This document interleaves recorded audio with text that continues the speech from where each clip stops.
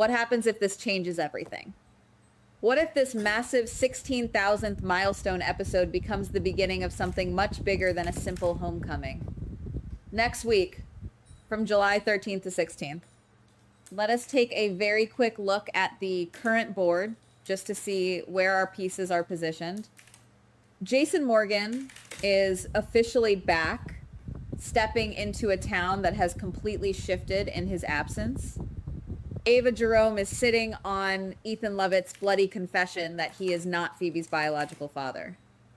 Anna Devane is back in town, but secretly losing her grip on reality, haunted by dangerous hallucinations of Peter August. Over in the Quartermain orbit, Brooklyn is desperately trying to save her marriage by pulling Harrison Chase away from Willow Kane's endless drama. Jack Brennan is playing a dangerous game of cat and mouse, holding the blackmail material Nina Reeves and Willow desperately need against Drew Kane.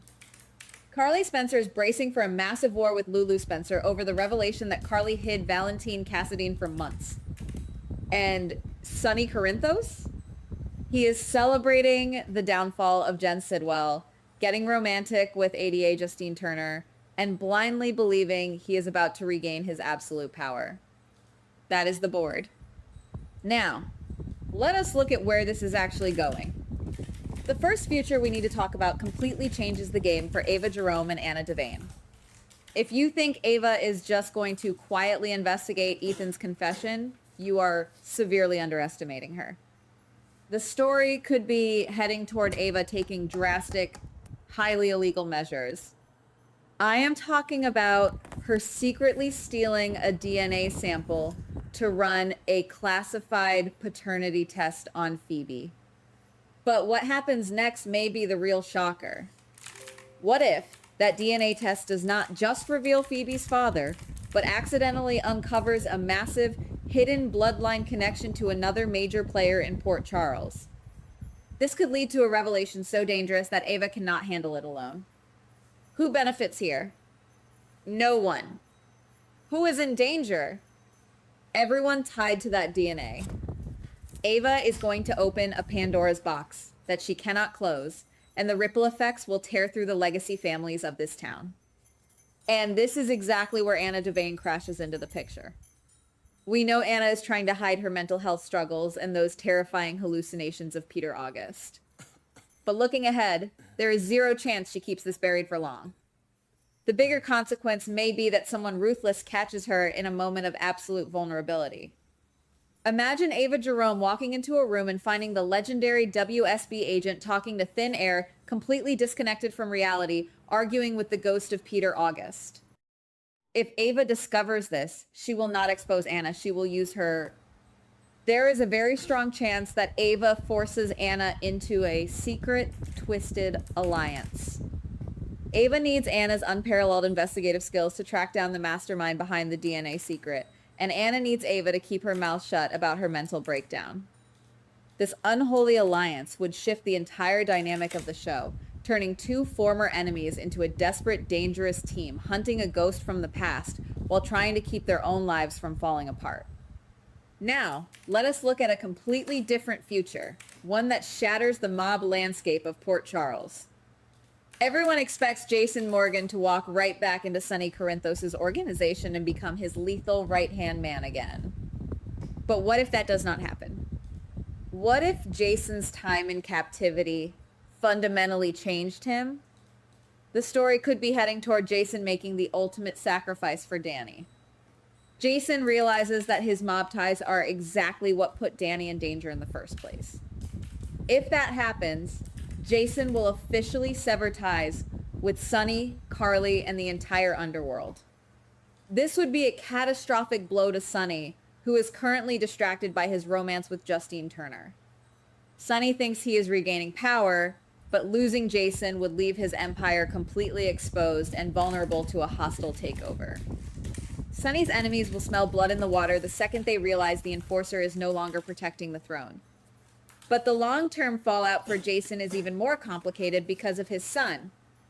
Danny is going to be thrilled to have his dad back, but there is a massive ticking time bomb waiting to go off. Danny confessed to Jack Brennan that Rocco Falconeri is the one who actually shot Ross Cullum, and that Jason took the fall. Looking ahead, Danny is going to be consumed by deep, agonizing regret. Brennan now holds the ultimate leverage over Jason. If Brennan threatens to expose Rocco and send a teenager to a federal prison, Jason will be forced into a corner. Jason might leave Sonny's mob, only to be forced to become Jack Brennan's personal, off-the-books operative. And let us not forget Britt Westbourne. The current rumor is that she will wait for Jason to visit her, but I see a future where Britt takes matters into her own hands. She will not wait. Britt will actively seek Jason out, demanding his help for a highly illegal mission to clear her name or take revenge on the remnants of Cullum's network. Britt and Jason operating outside the law, under Brennan's thumb, would change the entire fabric of the show. Here is the most unexpected possibility, the wild card, that could rewrite the rest of the summer. Let us talk about Brooklyn, Chase, Willow, and the blackmail. Right now, Brooklyn is panicking about her framing plot. But what if she flips the script entirely?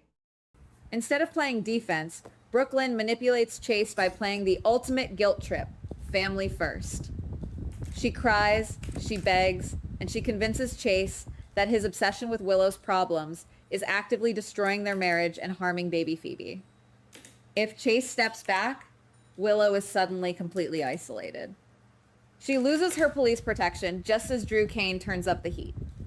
Willow is relying on Jack Brennan to save her, but Brennan is a shark. There is a massive chance that Brennan only gives Nina a fraction of the blackmail material against Drew, just enough to keep them hooked, but he keeps the absolute kill shot for himself. Brennan wants to control Drew, not destroy him for Willow's benefit. Willow is going to realize too late that she traded one monster for an even worse one. Meanwhile, the impending war between Carly and Lulu is about to go nuclear. We expect Carly to take the high road or apologize for hiding Valentine Cassadine. But what if Carly goes on the offensive? Instead of backing down, Carly aggressively defends her choices and, in the process, accidentally exposes even deeper, darker secrets about Valentine's time in hiding. Carly might throw Lulu's past mistakes right back in her face, turning a simple argument into a blood feud. This could drag Charlotte into the crossfire and permanently destroy the Spencer family dynamic. And right in the middle of all this chaos, we have the debuts of Tristan Roberts and the recast Scout Kane. These are not just background arrivals. What if Tristan and Scout are the missing puzzle pieces? Tristan could be the mysterious biological father Ava is looking for, or a WSB operative sent by Z to monitor Jason and Brennan.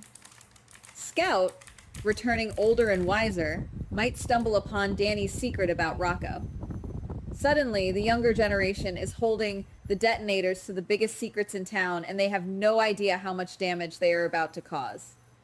If you ask me, the path that feels most likely is the absolute collapse of Sonny's power vacuum, combined with Jack Brennan pulling the strings of every major player in town. I keep coming back to the idea that Jason's return is a massive red herring. It is not about Jason saving the day. It is about Jason becoming a pawn in a much larger, much more dangerous game. The trajectory of Jason walking away from the mob to protect Danny, only to realize Danny accidentally handed his leash to Jack Brennan, is brilliant storytelling.